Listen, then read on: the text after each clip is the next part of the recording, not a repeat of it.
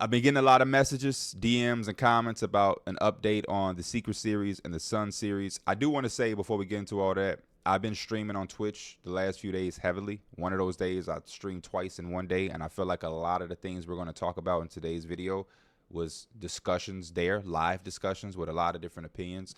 So if you are heavily invested into this channel and what we do here, I would definitely recommend follow me on Twitch at Pee Wee the Plug. And also, if you don't already follow me on Twitter, Twitter is just another one of those places where I stream my thoughts and tweet out different things. And again, it correlates to what we do here. So if you want to be a part of those discussions and not be left out of the loop, definitely follow me on both of those platforms. The main thing that I'll say is I do a lot of starting over, and I know that bugs people up because people want me to quote unquote finish a series. I've said it before. I don't think there's a such thing as finishing anything. Somebody on my Twitch yesterday was like, you finish when you win a championship. Some of the teams that I rebuild, there's just not a fucking way I'm going to be able to win a championship. Like, unless I unrealistically rebuild this Jazz team, in order to win a championship, this might have to be a 10 to 11 year rebuild. You know what I mean? So it's like, I finished or I'm like done with a series when I kind of like am not having fun anymore. I know sometimes that may not be the best for y'all as a viewer who gets invested, and I understand it. But when I finish and I make a pivot, I feel like that's better than finishing on nothing. Like if I was just like, yeah, I'm not doing that no more, and I'm done uploading or I'm just done doing rebuilds, then it would be like, dang, you know. But I'm pivoting to other things that are going to make better content.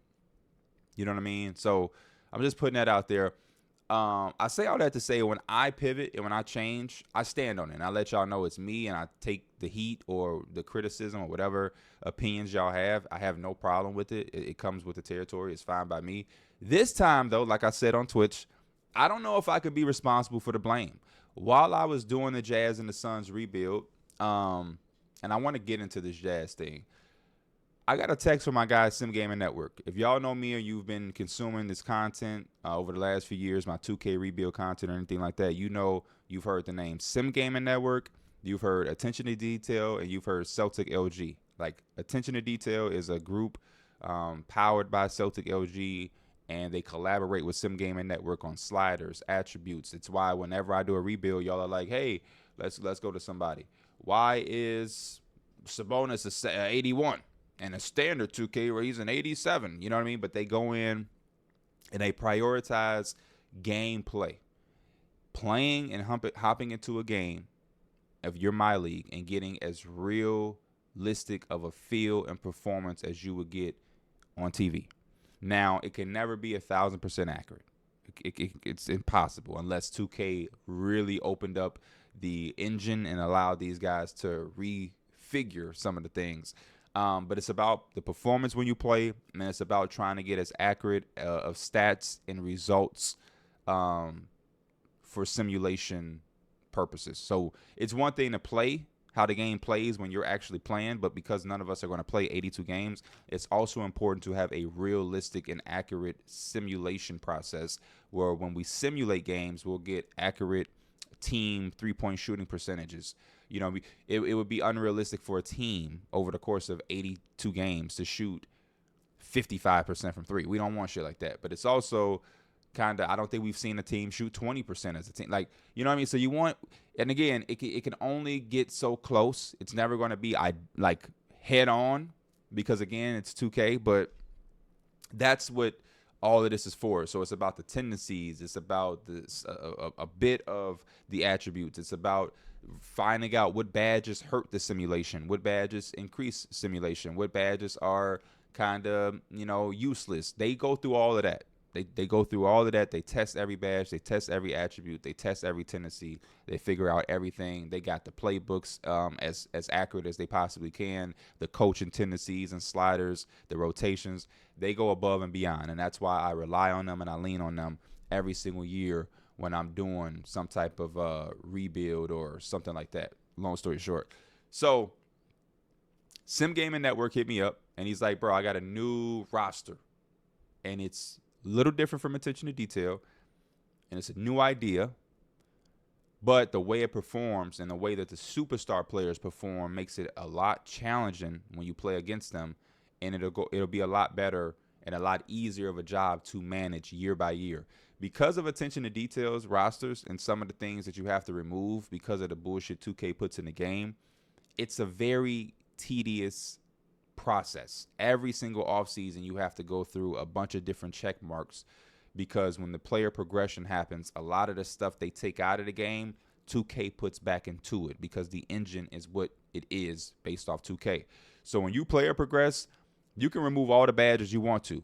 When a player progress in that part of the offseason, they're going to put those badges back into each and every player that they want to put it back into. And you have to go in and remove every single one. You have to mess with the intangible rating. You have to reset everything. It's a very tedious thing. And I think I've been giving y'all a lot of insight on how tedious a person like me and the type of rebuilds I do in the Jazz series specifically, how much work it is. You know, you're controlling all 30 teams. You're trying to make sure this team is spending their money smartly and not blowing a bag on what did the Nets give?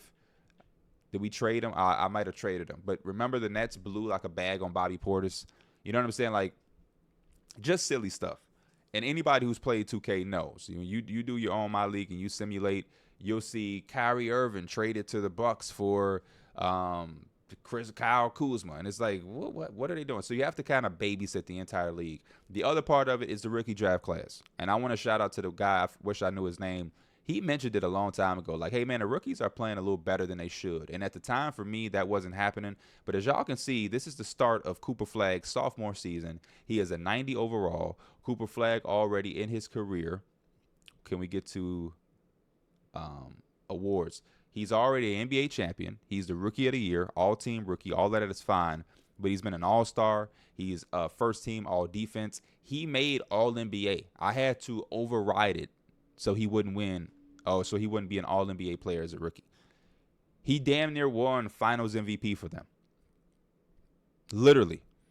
Like, performing way too damn good. And that, again, is something I can take the blame for because I usually go into each draft class and make sure everything is kind of perfect to where guys ain't performing that way. Some people who make the draft classes, they just overdo the rookies. It's like they don't really watch college basketball that much, or they don't know how to properly assess the attributes. And you have guys like Cooper Flagg just kind of performing astronomically. Like, as good as I think Cooper Flagg is going to be, LeBron wasn't a damn 90 in year 2, I don't think.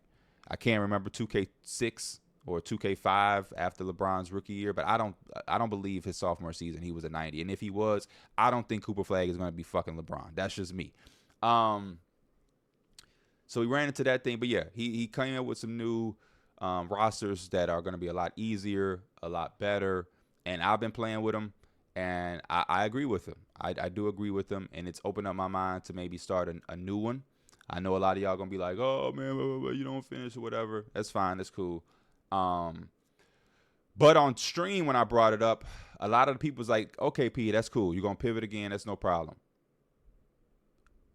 You owe us an expansion league. And so the last few streams I've came down to, it's been the Sacramento Kings versus the Seattle Supersonics expansion. I am going to leave a comment in these comments, and I'm going to pin it. If you like the comment, it's to do an expansion. If you dislike it, it's for the Kings. I'm going to let y'all pick and choose. We voted in Twitch. That's how we got the Sonics. And doing a Seattle team, expansion team, versus doing a Vegas team. The Kings were a team that beat out some of the other options because the Kings were a little bit more challenging. I've played games on the stream with the new rosters and allowed them to see it. They definitely see how challenging it can be. I still think there's some work in progress as well with the sliders and that new roster. I'm not here to say that it's perfect, but I think it'll run into some better things. Now, what I want to do, because we've been here for about 9 minutes already, I want to explain some things with the Jazz series and why it's the way it is. So I want to be clear. There is one last episode that I did not release. It was the off season. That's how we're here at this brand new year. And what this is, year 2, I guess. We went through the off season. Very hilariously disappointing off season. Very. And I went through all of this on Twitch. Everybody on Twitch saw what happened, and it was very crazy. But I'm going to explain it here, and I'm going to also talk about the Sun series and different things there, just so y'all can have some closure and know exactly what's going on. This Jazz series, I'll admit I did a very terrible job building this team. This is one of the worst constructed teams I've ever done in my life, and I take full responsibility of that. They were a piece of shit team when I inherited too, by the way, but I didn't do a good job of navigating to get better. And this is what I mean. Like, the Jazz, in theory, is a really good team to rebuild, but again, this is also like a 6-year process. So you would have to dedicate yourself to like 6 years of being kind of bad and hoping that, you know, you draft and develop and guys would have to grow and all of that. So I don't know if those simulations, unless I'm doing like a one big live rebuild on Twitch and not like a YouTube series, I don't know if that's the way to go. But long story short, we went into the offseason. The first issue was this. I like Nate. He's really, really good. But we drafted him with the 7th overall pick. Luckily, he fell in the draft and we was able to get him. But if you saw how bad we played last year and how poorly we were, how the hell did we end up with the 7th overall pick? We fell in the draft. A draft where I was hoping to move up to 1, we failed to 7. We were projected to get the 4th overall pick, somehow slid all the way back to 7. That started the offseason off extremely bad. Like, that pissed me off because I'm like, bro, we desperately need a top 3 pick. We cannot afford to have the 7th fucking overall pick. So that was a very bad start. But we did end up with Nate Ament. The only thing I have a problem with is him and Carter Bryant, both wings. Don't know if both are going to be supreme shot creators. And I felt like this team really needed a true shot creator. So whatever. We then go into the offseason. It's the free agency time. We have a little bit of money cleared up. Not as much as I thought. So I go into the offseason, and the 2 names that are on my target list are Jaden Ivey from the Detroit Pistons and another restricted free agent, which was Shaedon Sharpe. Both of these guys were restricted free agents, and I thought to myself, what if I gave these guys a bag and I could lure one of them from their teams and they can come play with the Jazz? So I'm deciding between both, doing my pros, doing my cons. I decide to switch my attention and focus solely on Shaedon Sharpe because I can't get both guys. I can only get one. So I'm like, you know what? I think we want to go Shaedon Sharpe. So I allow Jaden Ivey to just go about his business. We didn't really have in-depth conversations. He goes back to the Pistons. I switch my attention to Shaedon Sharpe. I try to offer Shaedon Sharpe a crazy contract. It ended up being rescinded because I didn't have the money to sign him. The reason I didn't have the money is because the extension for Walker Kessler kicked right in. Now, if I saw this through and if I knew how much money I didn't have, I don't know why, but I thought we had a lot of money. I would have did a Walker Kessler deal that was a little bit more team friendly, or I would have gave him the qualifying offer. And we would have worked on an extension or something like that. Or if I had to, I would have traded his ass at the deadline. But we committed all of this money because I felt like, oh, yeah, I can afford to do this. So, again, bad judgment by me. So what ended up happening is I'm like, fuck, I need to find a way to clear out some money to get Shaedon Sharpe. So I'm like, okay, I know what to do. I do a trade with the Chicago Bulls. Chicago Bulls are kind of rebuilding their team, retooling. Not a horrible roster by any means necessary. They signed Keon Ellis too. Keon Ellis is a guy that was sitting in free agency. So shout out to Keon Ellis for getting a job. We sent Bryson Sabal because at the time they didn't have a backup shooting guard. They must have just signed Keon Ellis now. We gave them Bryson Sabal, and we also gave them Santi Aldama, a guy who I really liked, but I felt I had to find somebody that I could trade, and he was the only guy that had some type of value.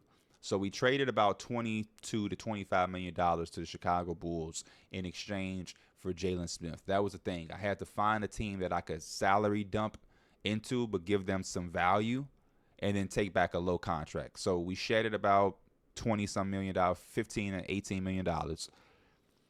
And it opened up just enough money to give Shaedon Sharpe the contract I wanted to give him. So Shaedon Sharpe is here making $23 million a year for the Clippers over 2 years with no player option. No player option at all. Oh, no, he does have a player option. That's where I went wrong. I gave him a 3-year deal worth $23.5, but I didn't give him a player option. It was a 3 years flat. I should have given him a player option. I don't even know if they were giving me the option But regardless, I gave him a 3-year deal. I went to I went to view contract offers, and we were number one on his list. So I felt confident. I'm like, okay, cool, we're gonna get our guy. So I go to the next day, and I get a notification Shaden Sharp signs with the Clippers. I give him an extra year. I give him a little bit more money because his contract, let me see if it does it with theirs. It slightly does it, but his contract was going up for us. It was going up by 8% each year. This is gradually going up. So we started off at 23. He was never 22. It was like 23 and a half. Then I think it jumped up to maybe 24 and a half, 25. And then the last year was probably like 26.7. So a lot more money. It was like 3 years, $112 million, or 3 years, 110, or something like that. But it was 3 years, over $100 million. Some fucking way he still went to the Clippers. I don't know if it's because of the palm trees and the weather, LA over Utah or whatever, but they led me to believe that we were his number one team on his priority list. And so I was shocked to see that we didn't end with him. And because I focused on him, I lost Jaden Ivey, who went back to the Pistons, and the free agency class already wasn't that damn good. And it was kind of unrealistic. Like, James Harden ain't coming to play for the Jazz, so I'm not signing him. Kyrie Irving ain't coming to play for the Jazz, so I had to try to get one of the restricted free agent young guys and just give them a bag they couldn't pass up on. But they passed up on it, and we are left with Jalen Smith now, who we traded Santi Aldama and Bryce Sensabaugh for on the last year of his deal. We ended up having no shooting guards, so we had to kind of switch gears really quick after missing out on Shaden Sharp, and we ended up with Aaron Wiggins and CJ McCollum at 35 years old. And this is our roster now, which does not look like it is improved at all. This team looks like it's going to win 18 games this year, 19 games. Our best player is a rebounding defensive anchor center who can play 20. I'll say he can play about 28, 30 minutes now. RJ Barrett is our second best player. We're counting on RJ Barrett to have another one of these seasons. And even with the season he had last year, it didn't really amount to anything for us. He gave us, 26, 6, and 5. Not a bad year, actually. Let me put some respect on the year he had. But it didn't do anything for us. And I was super excited to get Shaden Sharp because I felt like it would have opened up the door for us to potentially try to trade RJ Barrett at the deadline with his last year on his contract, or at the end of the offseason, coming off the year that he just had, and then just going into like a rebuild where it's Shaden Sharp, it's these two young wings, and Carter Bryant and Nate Ament, and you have this anchor and center, and we have to figure out our guard position. This was going to be a make or break year for Keontae George, but this team is ass, man. And Aaron Wiggins and CJ McCollum, just for them to, and Mike Conley, for those to be our big offseason acquisitions, it sucks. It sucked like a motherfucker. And so, yeah, the other part outside of what I was doing, LeBron James retired. That sucked. And now look at this Laker roster. Tari Eason is on the Lakers because I'm guessing the Rockets didn't have enough money. They got fucking Draymond Green. Like, just dumb shit started to happen. And I'm just kind of like, man, fuck this. Like, this shit. You go to the Mavericks, who just won a championship. Do you notice who's not on their roster? Yeah, you fucking guessed it. Klay Thompson retired. Like, random guys were just retiring in a spot where I don't think they should have been retiring. I think, Jordan Clarkson retired, y'all. Like, serious, like, just dumb shit. And so when I started to see that, I was kind of like, you know what, bro? I'm not fucking with this. Something got to give. Oh, and by the way, the Thunder, because of all of the draft picks that they own, they were in the finals, I think. No, they lost in the conference finals, and their reward is to get AJ DeBanza. He was the number one overall pick. They somehow landed the number one overall pick. And they get an 81 overall rookie, who's really an 82. Again, another pumped-up rookie coming into the NBA. I don't believe rookies should come in at 82 and 83 overalls, personally. I think 78, 79 for the top rookie is always, like, the realm. You know what I'm saying? That's usually the mark. I think Vic maybe got the 80 or 81. Cool. He's supposed to be generational. He's 7'4", 7'5", shooting threes. That's fine. But the Cooper Flags and the AJs, I don't think they should be coming in at 82. That's how you get a progression of 90 overall as a sophomore. So now it made me realize I got a lot more work to do. I was trying to pump out the content, be super, super consistent, keep y'all fresh with episodes, 2 series at once, which I still don't think was too much of a burden. But I do think there's a lot more work that has to go in here. I have to control all 30 teams. I have to. This is one of the series where I tried to just focus on my team. You can't do that. You have to control all 30 teams in free agency. You have to control and manage trades and different things around the league to keep teams afloat. You have to help teams manage their money. I have to go in there every year and check the draft class and just make it to what I think they should get. It's a lot of work, y'all. It's a lot of work. So ultimately, that's kind of where we're at. I wasn't feeling the direction that this league came to as a whole, even outside of how bad my Jazz are. And I'm just kind of like not feeling this shit. Does DeAndre Ayton play for the fucking Grizzlies? Yes, he does. Like, just shit is just happening all over the league. That's kind of the update there for the Jazz series. Yeah, I don't know. I don't have any interest in figuring out what happened or what happens with the rest of this team or what happens with the rest of this league. Rather, I'm sorry. I keep misspeaking. He was good while it lasted. Boozer went to the Pistons. What was he? The third pick? Second pick? So, yeah, just very, very tough. Going forward, what I think I am going to happen, I've been talking to one of my guys, one of my day ones, Brian Guzman. And I'm going to probably just start having him help out with some things. Obviously, I'm going to control my team. I'm going to control the league. But, like, when you have to control all 30 teams in the offseason, when you have to focus on your team and try to create the plan for your team to properly rebuild, I'm trying to figure out who I can go after in free agency, how to manage my money. But I have to think about that for the Milwaukee Bucks as well because they have Giannis. And I have to think about that for the Brooklyn Nets because they have the most cap space and they shouldn't just waste it. And I have to think about where this guy can go because the league has to have trades and offseason. I'm thinking about an entire league while also trying to prioritize my own team. And then on top of that, I have to check every draft class, make sure it's as accurate as possible so rookies ain't coming in and being 90s overalls in year 2. I have to reset the league with the sliders and take out the badges that 2K puts back into the game after the progression period. I'm going to have a guy like Brian Guzman come in and just keep everything around the league that I'm not thinking about that kind of slips my mind and kind of keep it on point. Like, it's hard for me to remember to try to prevent LeBron from retiring, whether that's at the end of the year, taking his age down. You know what I mean? All the different formulas people have to prevent people from retiring. I have to put that on the plate of like Brian Guzman. Like, upload a scenario of my roster, allow him at different points of the season after each episode to go in and make sure certain things are on point and on task so that we don't have, in the second year of our rebuild, no LeBron, no Klay Thompson, no Jordan Clarkson, no fucking... There's other guys that are a lot younger, by the way. There's like 20-year-olds that were like retiring because they didn't have a team. You know what I mean? Like, we don't want to see Dariq Whitehead retiring. It makes absolutely no sense. But that's 2K. That's the game that they have.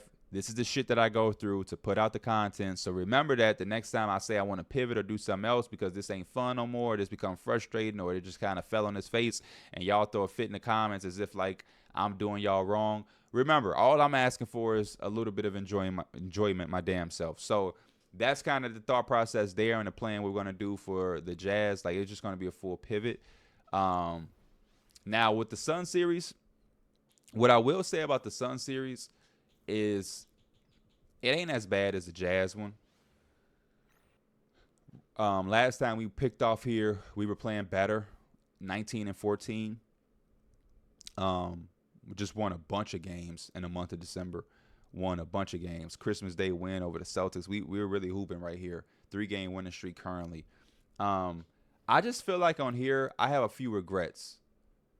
There was somebody in the comments, I remember when I first started the series, that was like, man, P, you should allow the lottery odds to pan out and match it to your rebuild.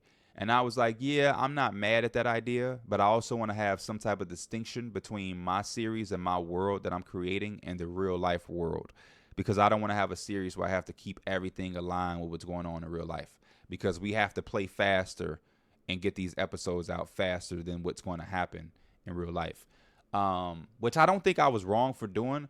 But then I kind of went overboard by like making the Giannis to the Spurs trade. When I did the trade, and I remember saying in the episode that I did this on, like, I don't think Giannis is leaving the Bucks, but I'm gonna just do this anyway, just to kind of shake up the league. And it like, I don't know. I don't. Looking back, I don't like it. I don't. The Spurs ain't like killing the league. I don't think they're like doing that well. Um, what else? The Kevin Durant got traded to the Mavericks. So instead of having Cooper Flag, they have a little bit of an older team. I think it would have been dope for Cooper Flag to end up going here.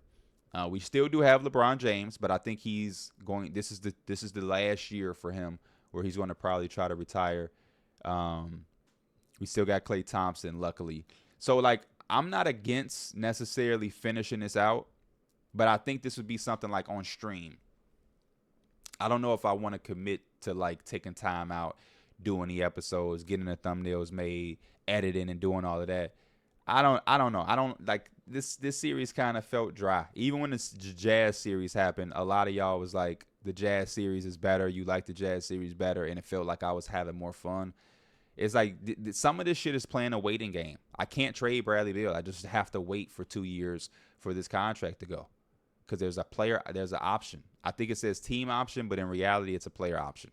So he's going to be on the team for the next 2 years. Dylan Harper, we kind of lucked up getting Dylan Harper. I think that's why we're 19-14, is because we got the second best player in the draft. Again, a thing that kind of went my way. If we used the realistic lottery odds, we don't have a team to trade Kevin Durant to in the top 2, right? Like, even if the Spurs got Kevin Durant, they wouldn't give us a second overall pick.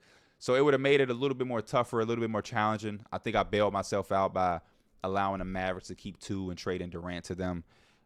Even when I did it, there were people like, I don't know if they would trade 2. And y'all kind of right, because the Spurs are like, nah. And I know the Mavericks and Nico Harrison is different what they're trying to align versus the Spurs and what they're trying to align. Maybe the Mavericks would be a little bit more interested. But the Kevin Durant side in real life, like, the Suns aren't that interested in the offers. People aren't really throwing the house. So, yeah, maybe I was wrong and jumped the gun on that, thinking that the Mavericks would have just been desperate. But who knows, man? That's pretty much the update. Again, I would highly encourage y'all to follow me on Twitch, because I am going to be streaming, especially over the next month or so. I'm getting a lot of info and opening up my comments and my chat on Twitch to some of the ideas. I'm testing a lot of things right now when I'm streaming, playing some games with the roster, figuring out different sliders, trying to perfect. So when we start the next one, everything is going to be good and legit. We've been having fun. We've been exposing some things on 2K. One of these days, I might like show the draft class and try to fix the draft class while on stream and chat it up. So definitely come over there to let some of your thoughts or some creativity y'all might have that can help what we got going on over here. Feel free to come through. I also keep the VODs up on Twitch if you miss them. But definitely interact in the comments with the Supersonics rebuild expansion or the Kings expansion. This is my apology to y'all for starting over. A lot of y'all have been asking for expansion. Y'all have been asking and asking and asking. Because we are making a pivot, I'm going to give y'all an opportunity to get the expansion. Just let me know in those comments. I always appreciate the support. Whether y'all mad that we changing it up or not, y'all are feel free to really express yourself in the comments.